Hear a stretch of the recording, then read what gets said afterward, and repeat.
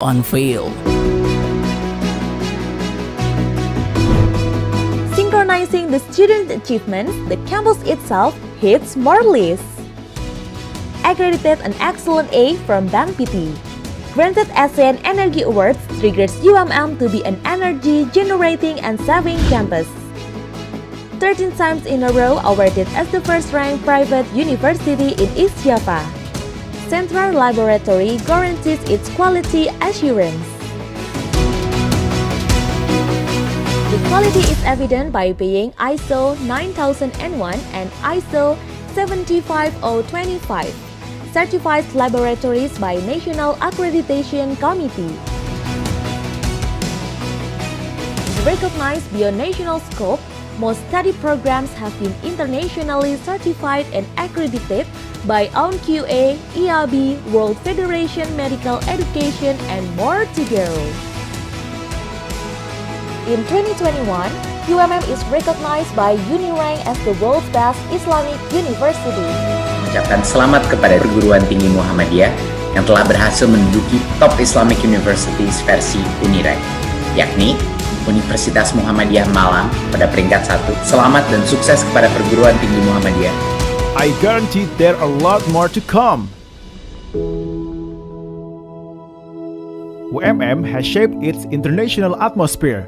UMM students are welcomed to opportunities to study with foreign incoming students via HAPS or scholarships, to name regular track, KNB, Dharma Siswa, language and cultural immersion tailored by BIPA. UMM on-campus international corners offer cozy space, American corner, China corner, Thai corner, India corner, and Aussie Banget corner. UMM is renowned for its international community service programs and internship. International collaboration are overflowing.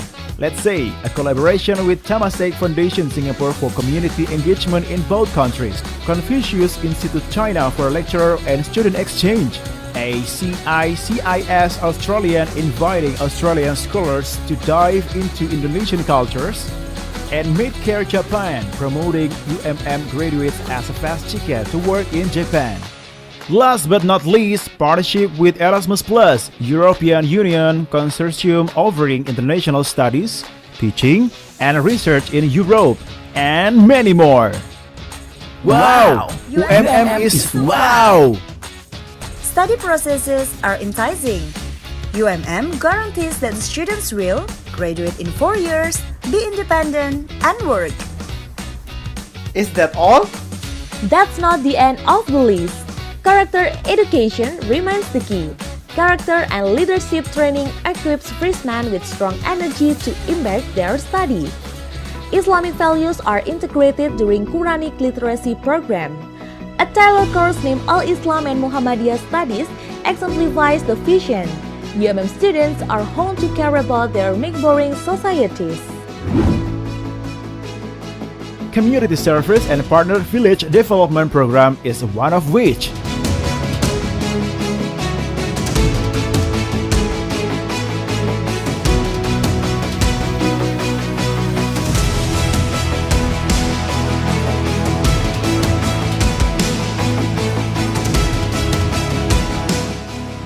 Social skills are sharpened. UMM lecturers also lead by their participating in community engagement programs in the areas of supervising tourism villages, agriculture, and partnerships. Student practicums are challenging. Students are to seek a real client, and together, they solve their clients' problems.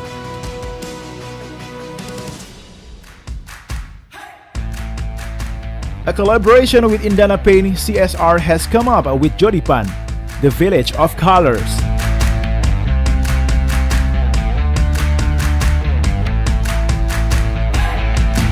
Rexing goes viral. A lot more to go viral. We want more. UMM applied laboratories are study places of campus to be accessed. Here are on the long list.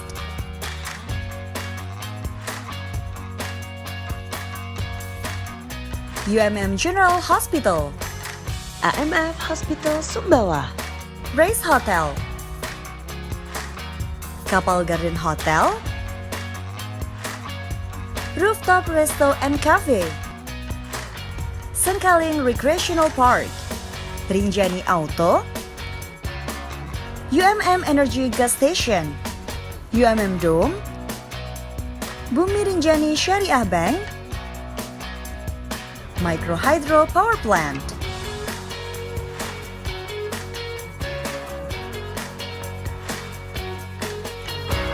So, what are you waiting for?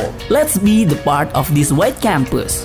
Dream, achievement, and inspiration are one of perfect combination.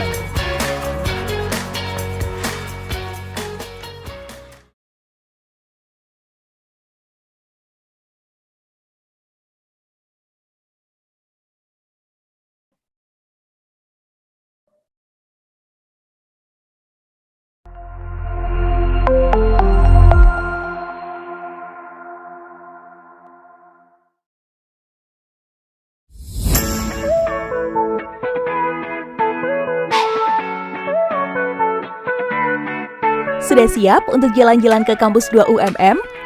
Yuk kenalan dengan fakultas termuda di Universitas Muhammadiyah Malang. Menjadi salah satu amal usaha Muhammadiyah, UMM terus berkontribusi dalam bidang pendidikan dan kesehatan. Wujud nyata ini dibuktikan dengan mengemas 3 program studi kesehatan di UMM menjadi Fakultas Ilmu Kesehatan. Berdiri tahun 2007, kini Fakultas Ilmu Kesehatan genap berusia 13 tahun. Terus melesat jauh bak busur panah, Fikes UMM telah memiliki 7 program studi, di antaranya D3 Keperawatan, Ilmu Keperawatan, Farmasi, Fisioterapi, Profesi Nurse, Profesi Apoteker, dan Profesi Fisioterapi. Memiliki visi untuk menjadi fakultas terkemuka dalam menyelenggarakan pendidikan tinggi, Fikes UMM menunjang seluruh kegiatan dan aktivitas mahasiswa melalui berbagai hal. Tak hanya melahirkan tenaga medis yang handal, Fikes UMM memiliki visi menanamkan spiritualitas mendalam pada para mahasiswa melalui program pembentukan kepribadian dan kepemimpinan atau P2KK. Sebanyak 24 laboratorium telah melengkapi seluruh program studi di Fakultas Ilmu Kesehatan. Salah satunya, Rumah Sakit Umum Universitas Muhammadiyah Malang yang merupakan laboratorium terapan. Dengan pendekatan problem-based learning dan student-centered learning, proses pembelajaran yang menggunakan model interprofessional education memberikan kesempatan pada mahasiswa Fikes untuk melaksanakan kuliah kolaborasi antara perawat, dokter, farmasi, dan fisioterapi. Komitmen untuk terus mewujudkan kesehatan komunitas di lingkungan sekitar dibuktikan oleh Fikes UMM dengan mendirikan berbagai fasilitas umum. Salah satunya Home Care Matahari, yang menjadi pusat pengembangan keterampilan keperawatan dan pelayanan fisioterapi. Mendukung UMM pasti, Fikes UMM merekam jejak kerjasama internasional dengan Medcare Company Limited Japan sejak tahun 2018. Fikes UMM membuka kesempatan bagi mahasiswa untuk melaksanakan magang di Pusat Kesehatan Jepang. Menguatkan atmosfer internasional kepada mahasiswa, Fikes UMM memberikan kesempatan mahasiswa untuk mengikuti kegiatan pertukaran pelajar melalui Erasmus+, dan program Staff and Student Exchange University South of Australia. Menyambut 2030, Fikes UMM terus membangun kerjasama dan mitra internasional maupun nasional menuju fakultas dengan International Accreditation.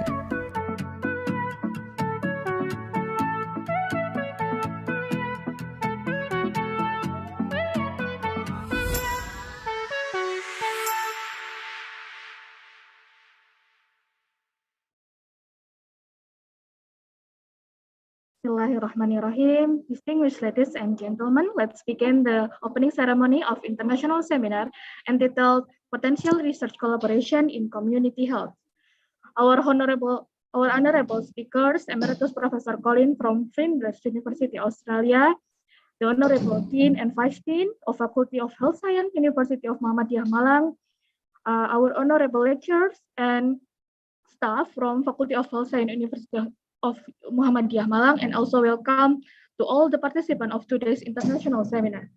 Assalamualaikum warahmatullahi wabarakatuh, and good morning, everyone. First of all, let's praise of our God, Allah Subhanahu wa Ta'ala, the most gracious, the most merciful, and the creator and the sustainer of the universe. Peace be upon Prophet Muhammad SAW, the last messenger of Allah, who has guided human life from the distraction into the right way of Islam.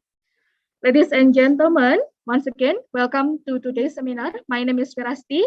It's an awesome and precious change for me to be your master of ceremony this morning agenda. And now we are going to listen the first agenda, opening speech delivered by Vice Dean of Faculty of Health Science University of Muhammadiyah Malang. Ladies and gentlemen, please welcome Nurse Hani Dwi Susanti, PhD. The time is yours.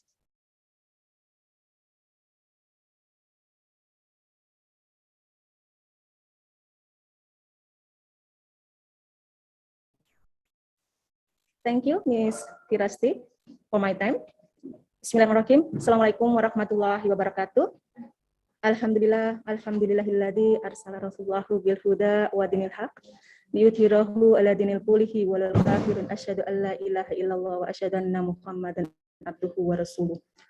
Honorable the Dean and Vice Dean, Faculty of Health Science, University of Muhammadiyah Malang.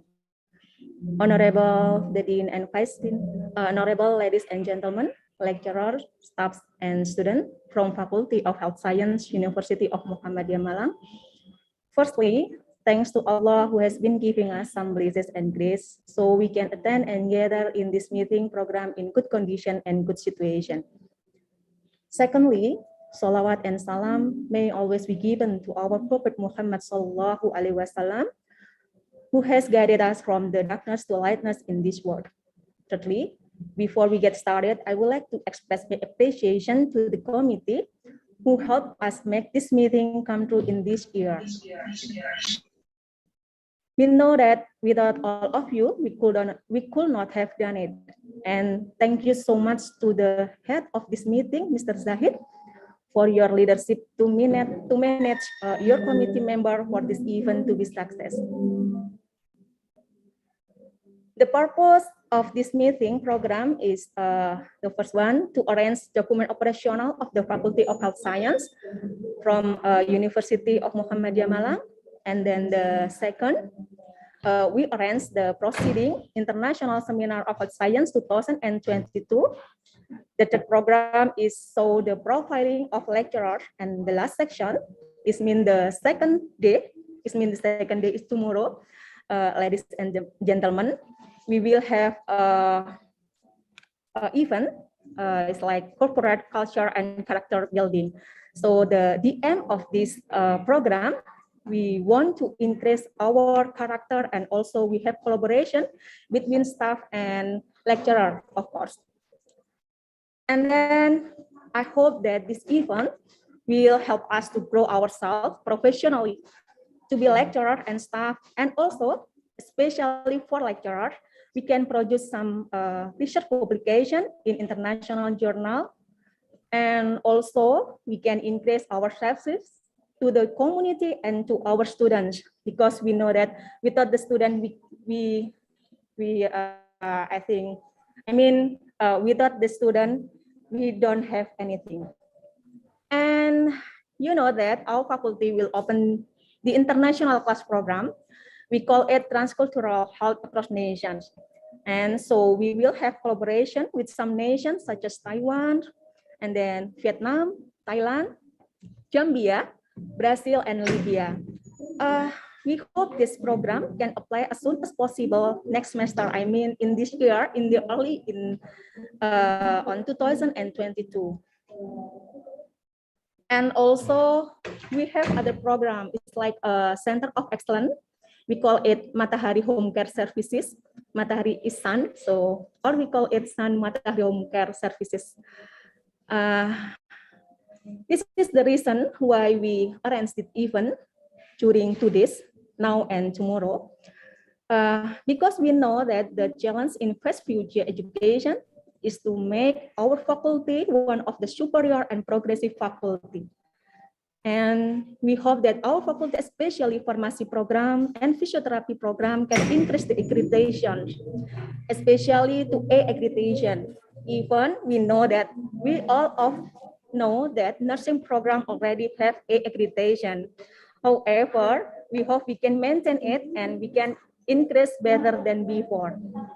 Well, I don't want to take too much of time. I need to hand over it to committee because the next section we will have guest lecturer from Professor Colin from Flinders University, Australia. I would like to say once more on behalf of this seminar organizer, welcome and thank you so much for your participation. It's great to see all of you here.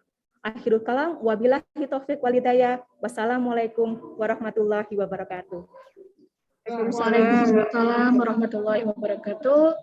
Thank you, Mrs. Hani, for wonderful remarks. Before we started the session, I would like to read some rules during the seminar. Firstly, all participants will be muted to enable the speakers to present without interruption. And you may type your question in the chat box. And please do not spam the chat box. The attendance list form already given in the chat box. And please make sure you fill the form with your full name because this is required for the issuance of the certificate of this activity. And as you may see in our flyer, this event is held by Faculty of Health Science, University of Muhammadiyah Malang.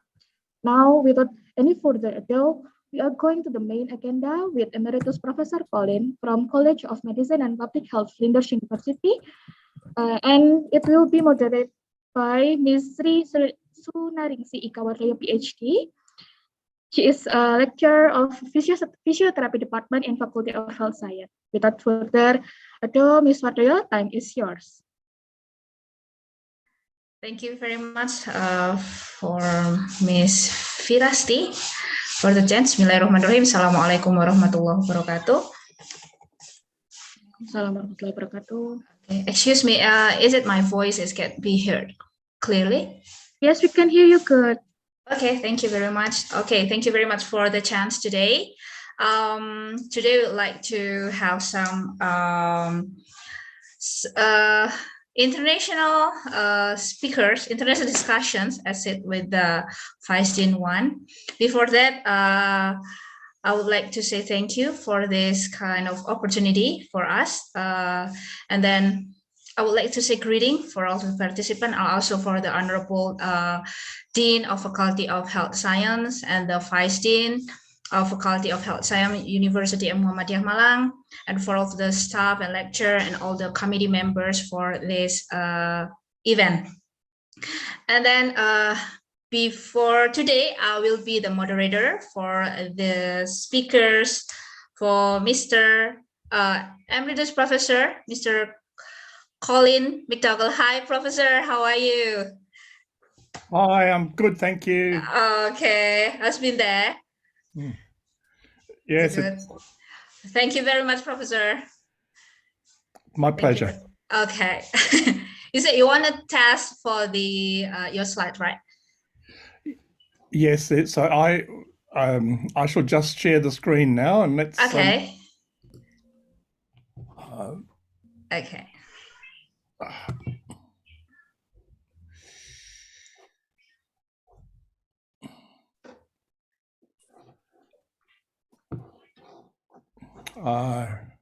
Okay, takes your time. That's okay. I will.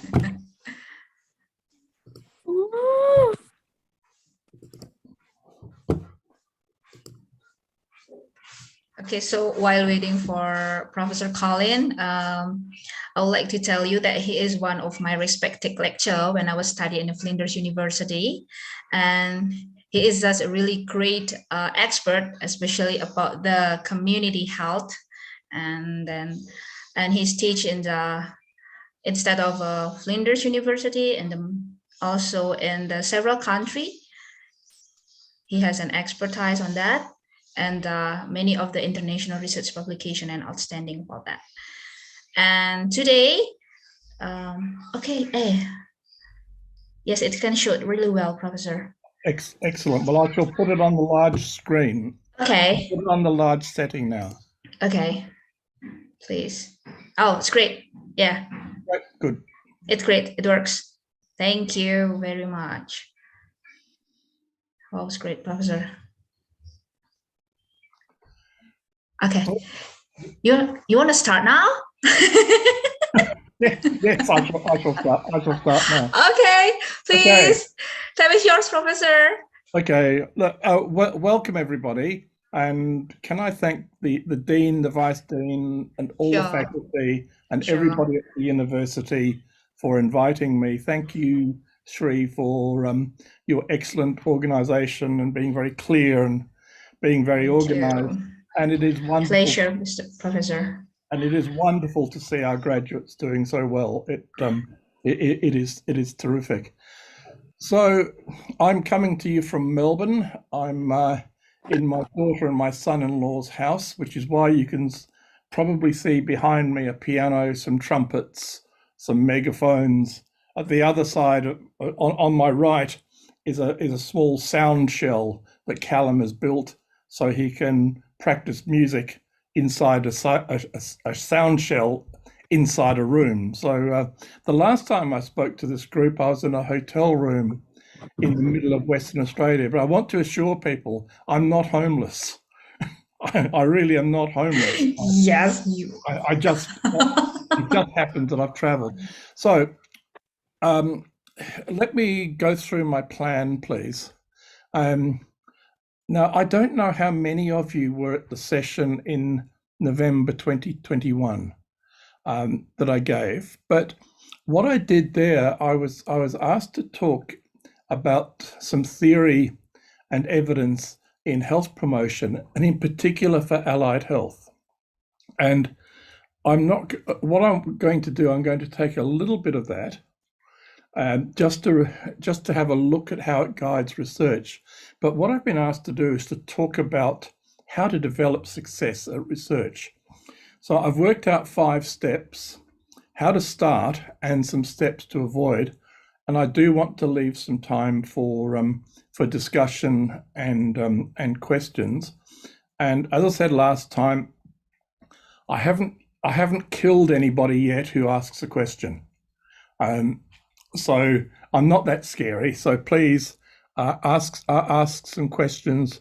And Shri, you did a fantastic job last time moderating the questions. So may I ask you? You're doing great too. So that's what my plan is.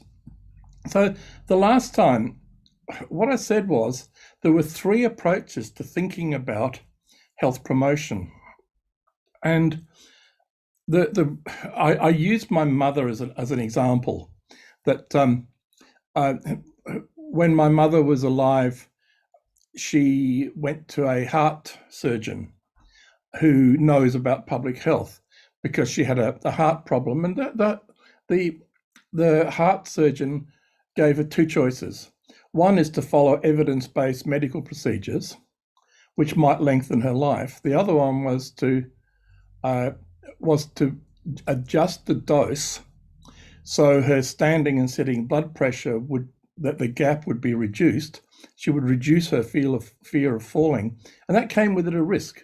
The risk is her life might be shorter, but it would be happier.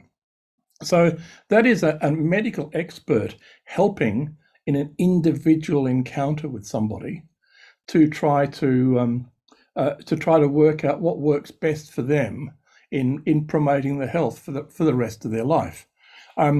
She had fallen and broken her hip. The last 5 years of her life, she didn't have that fear. So that worked for her. The next idea is to, instead of a clinician working with one person with a pretty advanced disease, of taking a group of people or doing some education and trying to look at risky behaviours before they arise.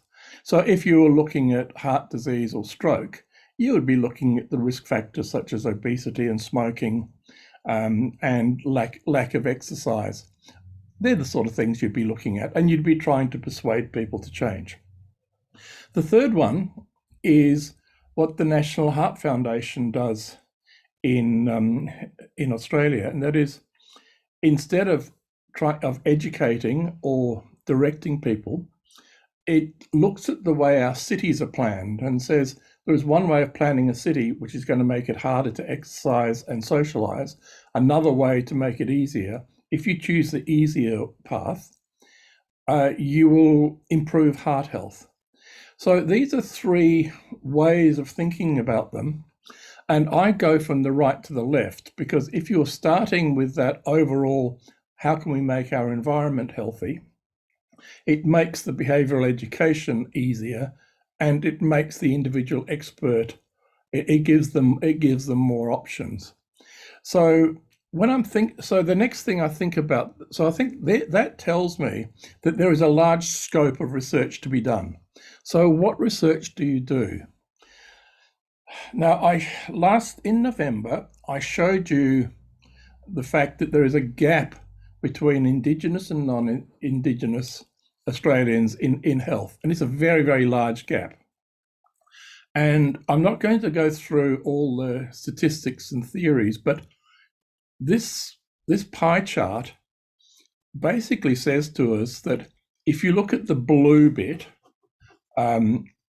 that is the traditional behavioral risk factors, that accounts for about 11% of the gap.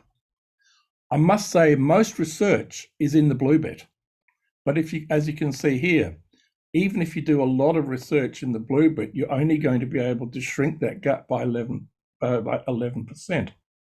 And then you can look at the social determinants of health, which are income and housing and stigma and control, those sorts of things. And that explains 31%. So that's pretty good. But then you've also got people who look at the interaction between social determinants and behavior, and that gives you 15%. So as an example, you might want to look at the relationship between the way our cities are planned and the type of health education we do for people's physical activity. So if I was planning some research and I was in an allied health school, I would be thinking that most people instinctively would start with the blue bit, but it's not where the best impact is. I would then think, well, this might be a little bit hard for people to jump into just doing social determinants of health. So what about this interaction between the two, the interaction between behavioral risk factors and social determinants? So this is possibly the area that I would be thinking about. But then I'd flip over here and I would say, one of the reasons we do research is that nearly half of the gap, we don't know why it's there. So there are some interesting new bits of research to do. So in summary, I wouldn't go for the obvious, let's do behavioral risk factors or let us do individual health promotion. It's not going to explain a lot. I'd be looking about how they interact with social determinants of health. And I think for allied health people, it's very, very achievable. I think that all research now must look at the effect of climate change and global climate change on our health. I think it is inescapable. And when we look at climate change, it completely alters the way we think about health. Now, Shri, when you were in Australia, you would have noticed, for example, that when you go past a school, all the children wear hats. There's a penalty. No hat, no hat, no play. That's Part right. of that is due to climate change. So if you are trying to promote physical activity, it is very difficult. It is very difficult to do that when you're faced with climate change, which makes it so hard for children to exercise without either getting heat stroke or getting deadly skin cancers. So I would always think about health, about ecology. The Ottawa Charter for Health Promotion.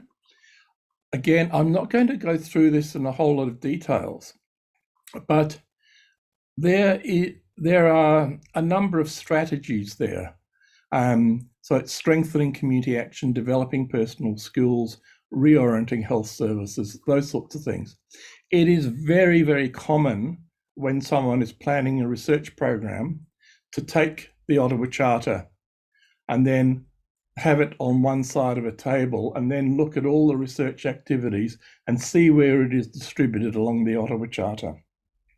And if there are gaps, you ask yourself, oh, should we be moving into this area or not? So I would recommend that people look at the strategies of the Ottawa Charter as a guide to doing research. Lots of successful planning does this.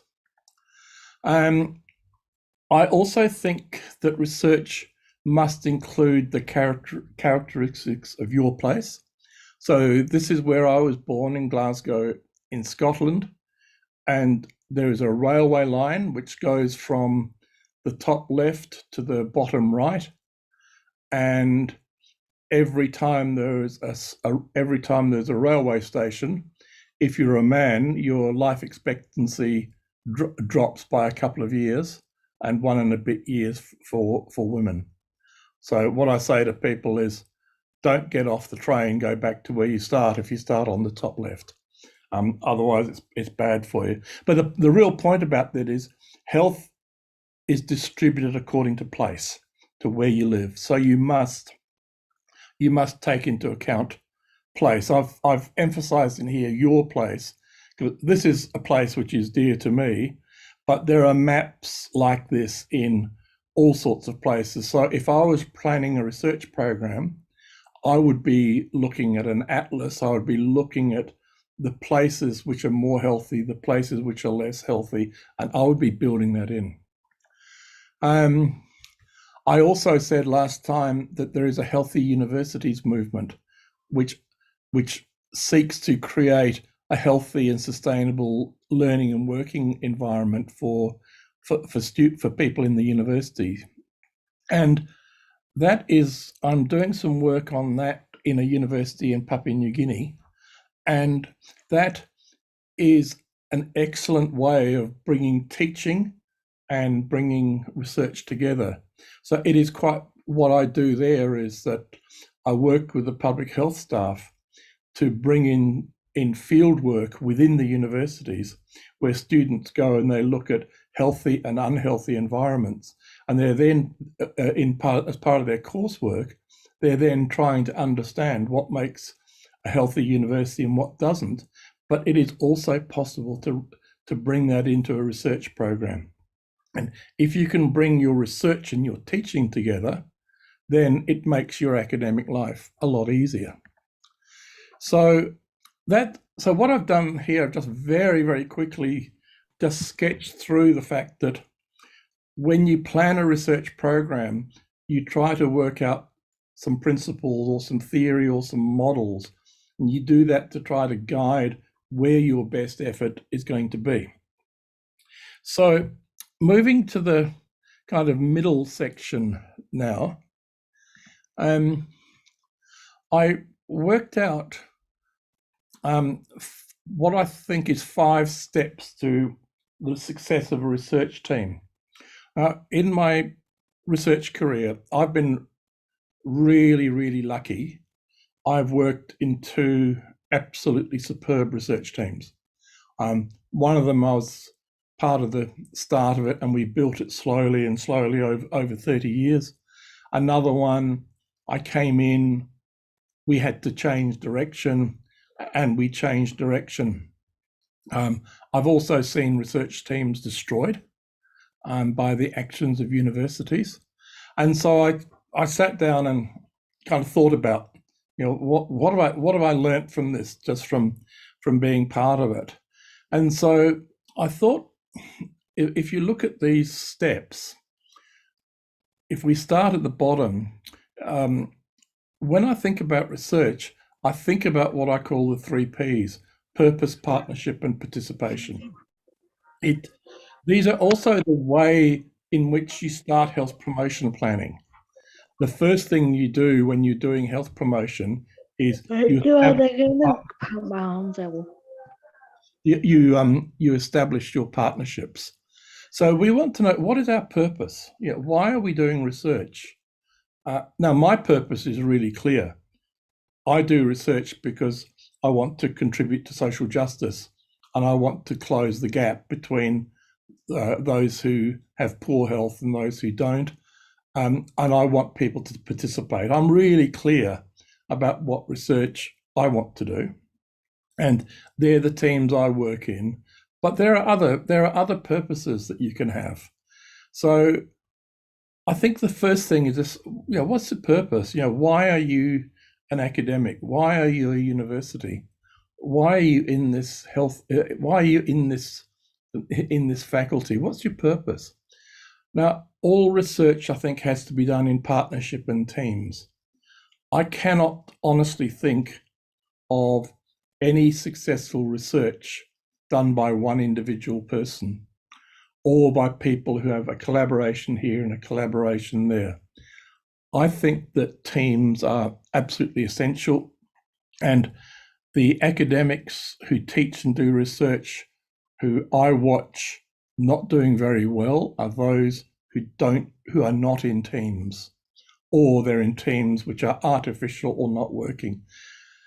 And the third P is participation, and that is our research is there to help the community, and we must be in partnership with the community as we're doing it. So the first step is to work out, why are we here? What's our purpose? And to establish some partnerships. The next thing is something about leadership and something about culture. You can have leadership which is empathic, in which you take account of people's feelings, you take account of of things which are happening in their lives, and you listen to them. And you can be inclusive. So you might have a whole lot of different types of people doing different types of research, but there is a place for everybody, and you try to bring them together. Now, my second point is, this comes from a leadership theorist who says that culture eats strategy for breakfast. And what that means is you can have all these strategies that you like, but unless your culture's right, the strategies won't work. And it goes the other way. You can have strategies which actually look quite good, but if the culture works against them, they're not going to work. So the thing which is important in research teams is a good culture.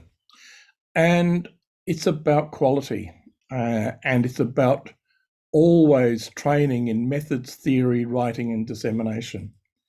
And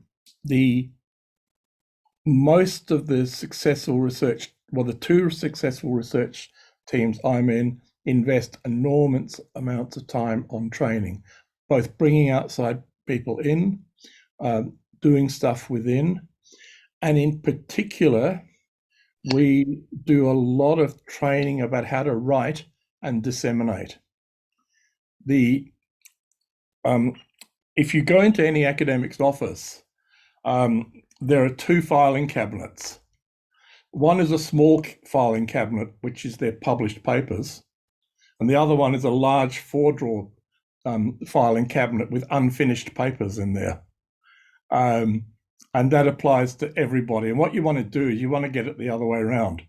You want to have 4 drawers of completed papers and a smaller amount. It is said that research is not research unless it's published. And it is also unethical to collect data from people if you're not going to do anything with it, because you've taken up their time, you've raised their expectations. So it is important to write or disseminate the what you find, and that needs constant training. The third one is planning. Now, you might find it strange that planning isn't number one, but I think that the formal planning often comes after you've established your purpose, you've got your leadership in place. I think that's the time for planning. And the planning should be collaborative. It should celebrate success. I think it should look beyond your university, beyond your country, beyond your state, and try to work in what experts you can bring in. Not always, but just sometimes. And the other thing you find in planning research is there's so much which is going on which is out of your control. Well, you don't worry about that stuff. Your planning agenda is always things which you as an individual or a small group or a faculty can control. The rest of the stuff you can't control, so don't plan for it. The fourth part is accountability. Now, going back to those 4 filing cabinets, which are full of unfinished papers, that is wrong. It is ethically wrong, and it doesn't help the world. But if we're in a team accountable to each other for writing, then we're going to, bit by bit, we're going to get rid of each of those drawers. So, for example, in the research teams I'm in, we have a writing plan, which is all written down. And every formal meeting, we go through that writing plan and we say, how are you getting on with this one? How are you getting on with that one? What help do you need here? Do you think you should be really doing this? Because this has been on there for a long time. But this is not managing people. Here we're accountable to our colleagues. The other thing we do is we have writing retreats. And so sometimes we do it for a week, sometimes for 2 days. We're often in the same room, no phones, no email, no internet. At the beginning of the day, we say, this is what we're going to do. The end of the day, we say, have we done it? And we swap our work with somebody to get a comment for the next day. What it does is it turbocharges your research because you're accountable to your peers, and it builds really good bonds. Now, we do that really, really successfully. And it is also part of leadership, because the function of a leader is to make sure that there is time for these kind of writing retreats. And if the leader provides those opportunities, there is no excuse for people to have 4 filing cabinets full of unfinished paper, because the leader has provided the structure. But at the same time, every time we do a writing retreat, we do some sort of training about how we write better. I also have a writing buddy, and we meet for lunch every month, and we have our individual plans, and we just talk them over. So the accountability, I think, is really, really important. And it is also a stage where you might be going back to some of your communities that you've done research with and ask them to help you to interpret your results, or you might give some preliminary results back to them and they come back and give you some help. Step 5 is knowledge exchange, or knowledge translation and exchange. This is an area of research in its own right. I've just supervised 1 or 2 doctorates where the only purpose of the doctorate is to ask of an organization, how are you getting on with implementing and transferring your research findings? So that is a good question in itself. So if you have a faculty or you have a research group, it is really important to ask the question, how are we getting on with publishing, or with making change, or with trying to change policy? Now that, as I said, is an area of research and practice in its own right, and all successful research teams have a strong focus on this. The research teams who do badly are ones who just assume that if you do the research, go to a conference, publish a paper, that your job's done. Well, in modern research, your job is not done. And you build in your knowledge exchange at the beginning of your project. You don't bolt it on at the end. And because you're often talking to your partners, talking to communities, this often gives rise to further spirals of research. And then that, I think, is success. And here I would measure success in your local measure of equity, or what you think you're doing improving the world from your perspective. So that's what I think are the 5 steps. And I'm just going to go through some steps to avoid. Now, I think, look, again, this is my view of the world, and others will differ, and that's fine. I don't think that the function of research is to make the university more prestigious or more famous, or I don't think it is for individuals to get promotion. In my own career, for a while, I never bothered about promotion, and I never bothered about too much. And then I worked out that, well, I was doing enough, so I might as well go for promotion. I think promotion is a byproduct. I don't think it's the aim of research. As you know, I think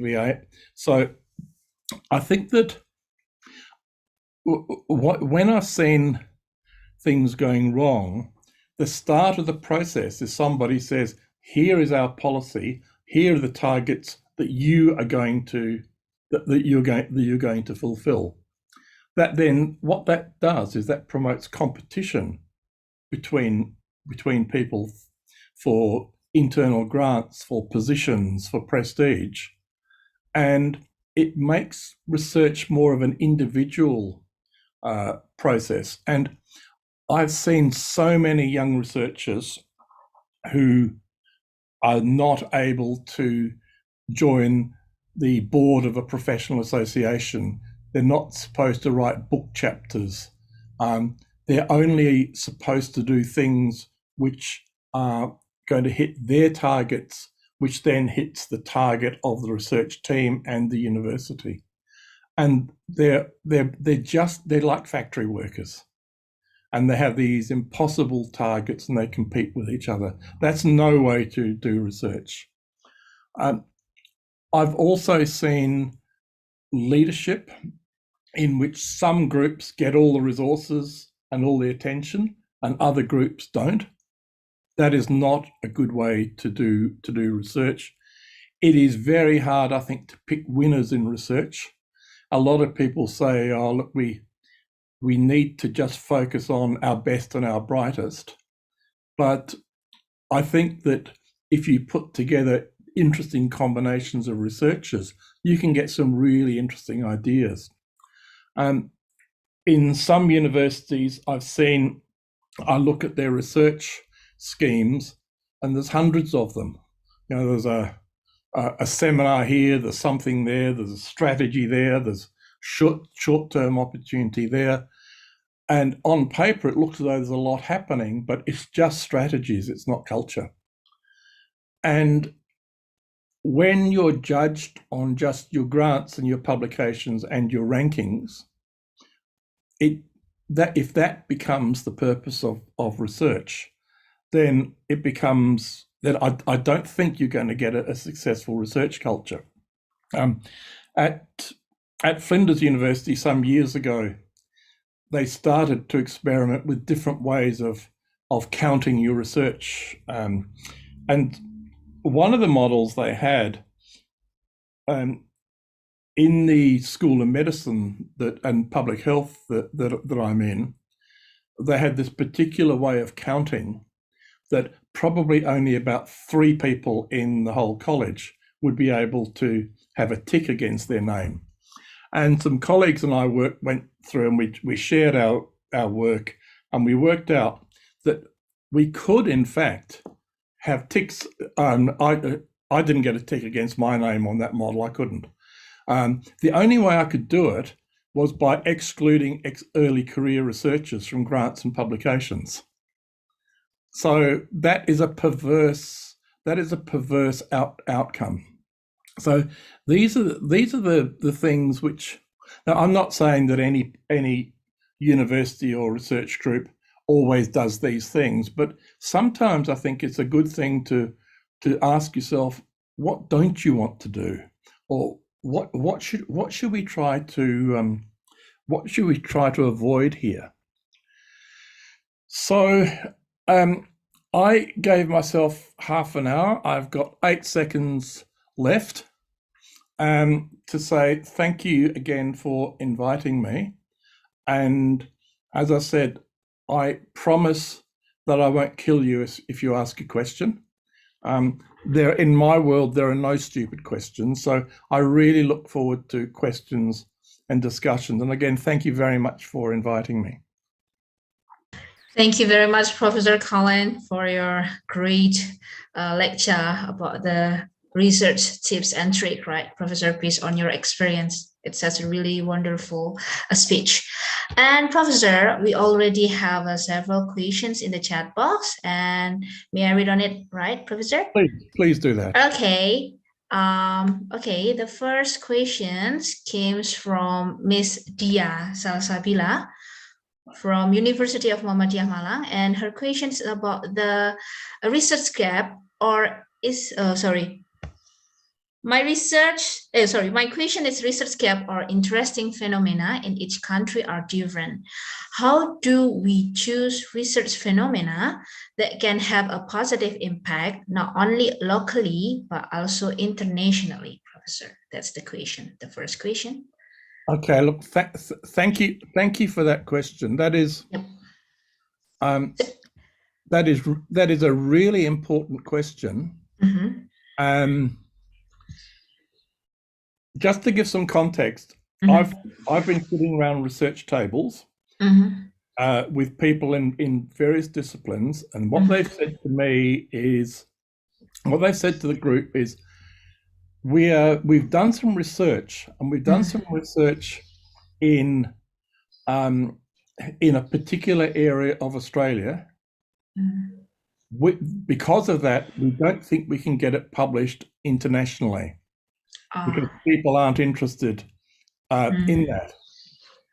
And the answer to that, I think, is that the research has to be important.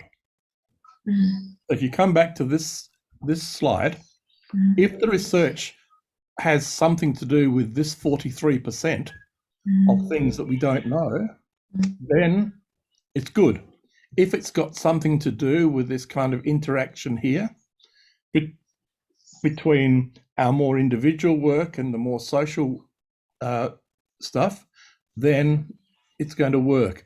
But the real answer, I think, is that when you do your research, you connect your research to theory. Okay. And the moment you connect your research to theory, then it becomes relevant locally and internationally. So I've just published, for example, something about planning health services in Papua New Guinea, and it's got the predictable stuff that locally people know what they're doing, nationally they know what they're doing, but it's not connected. And if that is not going to get published, but there is a theory called the missing middle in health. By connecting it to the theory, the local becomes internationally important. So thank you. It's a great question. And the answer is make sure it's an important question and make sure you use theory in your explanation, and you will at least double your chances of publication. Okay, thank you very much, Professor. So that's the questions. The important things is about connecting with the theory itself, right, Professor? Yes. Okay, so we have the second question, Professor, from Miss Amelia from University of Muhammadiyah Malang. Her question is that the step 3 that you have explained before, step 3 to success to our research, that you said previously that we have to have a local and global perspective. So what's the reasons of this? That we have to local and global perspective? Why, if we just think globally? What happened if we just think globally? That's Okay. all, Professor. Yes. Okay. Now, thank you, and again, that is the sort of question we think about all the time. Mhm. All of you will probably have heard of the health promotion slogan of "Think globally and act locally." Mhm. There is often a tension, I think, between global movements and local movements. So if you look, I've supervised a few doctorates of people looking at HIV/AIDS, and when they look at things that come from the Bill Gates Foundation, that come from the World Health Organization, and they translate it to their local circumstances, it doesn't always translate. So that there has to be some sort of a translation going on. So it's for that reason. Another reason is that very often the global literature doesn't help you. So I've just published a paper with someone with a graduate from Nepal on public health leadership, and he came to me with his literature review, which said there is nothing written about public health leadership in Nepal. And I said, Sudarshan, you're a naughty boy. Of course there is. It's obvious. Go back and do a better job. I didn't, but you know what I mean. Yeah. But there actually is nothing written on public health leadership in Nepal. So by him looking at public health leadership in Nepal, he is contributing to the global literature, and people. I think the world really, really likes that, because some of the things in his study were about the caste system, the importance of gender, and the importance of families preparing people for leadership as children. Now, they don't apply in my country, and they might not apply in other countries. So it shines a light on something really, really important. And so I think always looking at the local and the global is important. However, the real emphasis is what difference am I making locally, and the global work can help you with that. I hope that answers your question. Okay, that's great answer, Professor. And then we go to the third questions, Professor, from Mr. Prayogi. And the questions that I think the urgency that I feel in forming a collaborative research team is the implementer itself. There are many research partners that I think are individual in working together. How do you collaborate effectively with such individual research colleague? Thank you.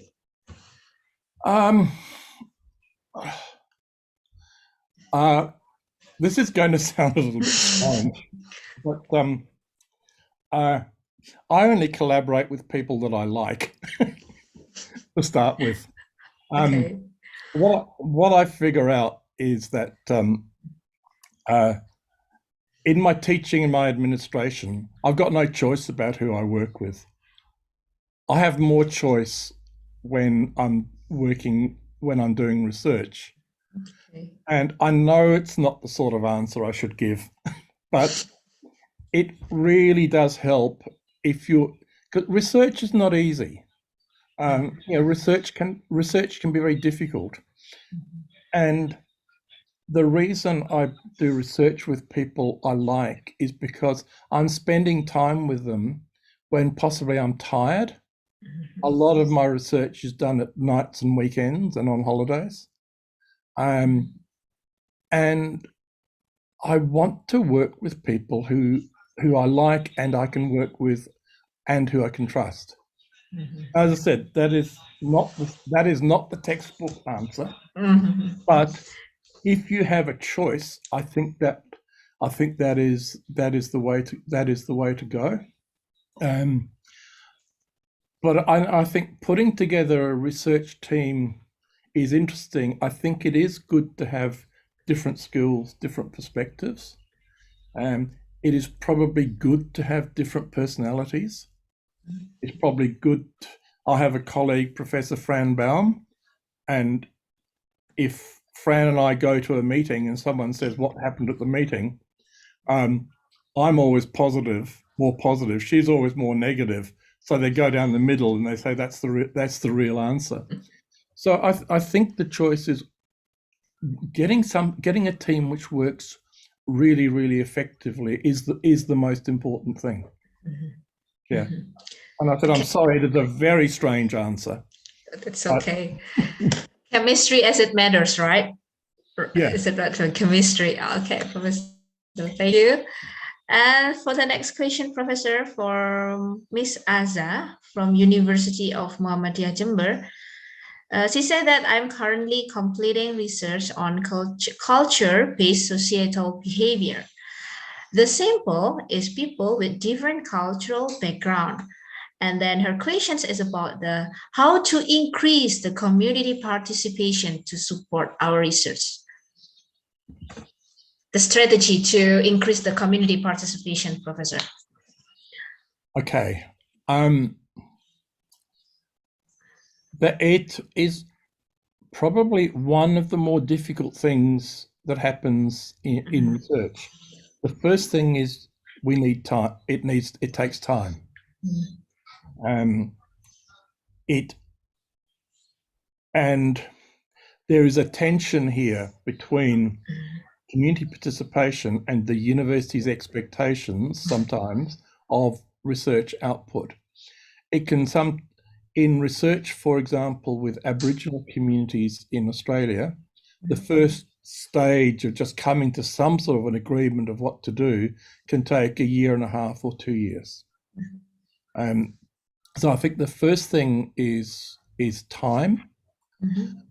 I think the second thing is working out who can speak for those communities. And because there are some communities where there are rules about who can and who can't speak on behalf of the community, and we have to sort that out. I know when one of the first Aboriginal medical services was set up in Australia, in Sydney, one of the most important people to speak to was the volunteer bus driver. She had the cultural knowledge and she had the authority to speak from the community, had nothing to do with her position. I think spending time is important. I think proper listening is important, and showing that listening has made a difference to your research. So they're the sorts of things. Yesterday, I listened to a podcast from Dr. Anthony Fauci, who has advised 7 presidents on HIV/AIDS, and he said that the most important thing that he did when he was working on early HIV in America was to talk to those stigmatized communities who were affected. And he said he did that in a way where they knew that he was listening, not just going and have a meeting. So it's a very important question, a very important thing to do. And I must also say that in some of the research that I've been doing in some of our teams, we haven't done that very well. And we have been criticized for it, and rightly so. And I must do better with that. And I think is you take the time and you listen very, very carefully, and you take their approaches to the world seriously. But excellent for the person who asked the question. Fantastic that you're thinking that way. Thank you very much, Professor, for your answer. So takes time to listen for your society. It's such an important thing, right, Professor? So for the last questions came from me. Is it okay, Professor? Actually, I have a questions that I really want to ask you. I have all the time you need. You got okay. In your hands. Okay, so I think this is going to be the last questions for today's sessions, Professor. So it's about the research collaboration. So as a lecturer, how is it if we want to have some research collaborations with the international, such as with you, what's the tips and trick that we can do to make the research collaborations into the reality, not only in the discussion itself? How? Okay. Yes. The absolute first thing is you have to have both a culture and policies in your university which allow you to do it. There are some university policies which make it really, really difficult to do. One example is that some universities or some parts of universities will say to me, if I collaborate with you, for example, and they will say to me, how much money am I getting from you for that collaboration? And if I say none, they might well say, I'm sorry, you're not doing that. Now that has happened. So the first thing is you need a policy which allows you to do that. And if the policy doesn't allow you to do that, I think you need to advocate. Somebody needs to advocate for policy change. Again, I think in the real world, not the textbook world, in the real world, it often happens by accident. You just happen to meet somebody. I'm in one research team just because I happened to meet somebody at a conference and we got on well. Sometimes you just write to people. There's a particular area of research that I was moving into in a team in the University of Melbourne, and on 2 occasions I felt that I didn't have enough knowledge. So I wrote to the best people in the world. And I said, look, can you help me with this? And very often academics are generous people, and they helped me. So I think it's a combination of luck, of working out who you think is kind of a nice person, and then you do it from there. Again, I shouldn't say this, but I will. When you have a doctoral student and you have to have examiners, and what you're supposed to do is look at their expertise and their publications and whatever. Yes, that's right. I have a humanity index, and I ask around people and I say, on a humanity index, when 10 is a really good human being and 1 is a horrible human being, what's the score on the humanity index? And if it's 8, 9, or 10, I accept it. If it's below 8, if it's 1 to 7, I don't accept it.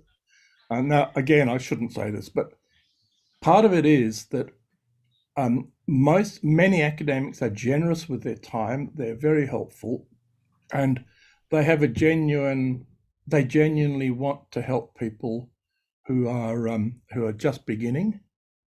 And so I think it's just a case of finding out who some of the people are, and going to the right conferences. Well, I know we can't do this at the moment, but the main function of going to a conference is to find people you like that you can work with, and to go to a city or a country that you've never been to. And that you can't do that with virtual conferences, which is a real shame. That's right.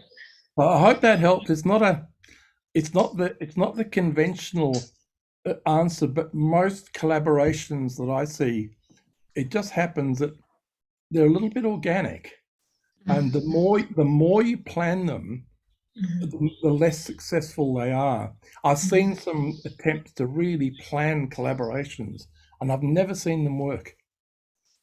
Okay. Wow, that's great, Professor. It's more like an organic process, right? I think it is, and that's why I talk about culture rather than strategy. Because if I'm in a research team and our culture is we're always looking for new partners, we're open to new partners, and if I'm at a conference and I meet someone I think they could help, I have the confidence to say, I don't have to check with my team leader. I know they trust me enough that if I think they're going to be good, then they trust me to make my judgment, and then that happens. So that's the culture. If the strategy is you must make 5 contacts every year, they must be at associate professor or above, and they must bring in X amount of money into our university, then those strategies will not work. The culture will make it happen, not the strategies. And also recognizing that most academics are nice people. Thank you. Note, Professor. Thank you very much, Professor, for your such a really interesting and awesome lecture about the research collaborations. And after I check the time, oh, it's 9:13.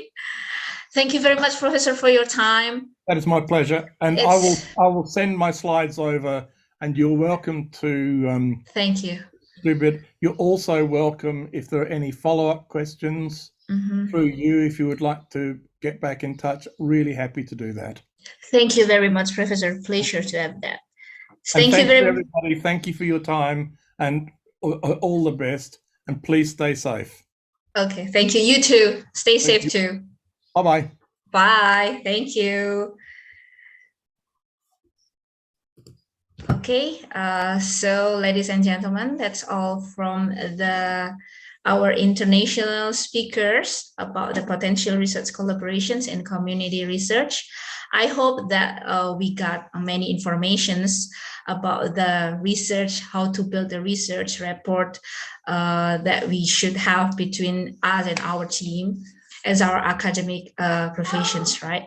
Okay, so thank you very much. As a moderator, billahi taufiq wal wassalamualaikum warahmatullahi wabarakatuh.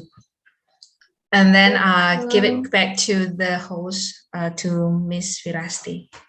Thank you. Waalaikumsalam warahmatullahi wabarakatuh.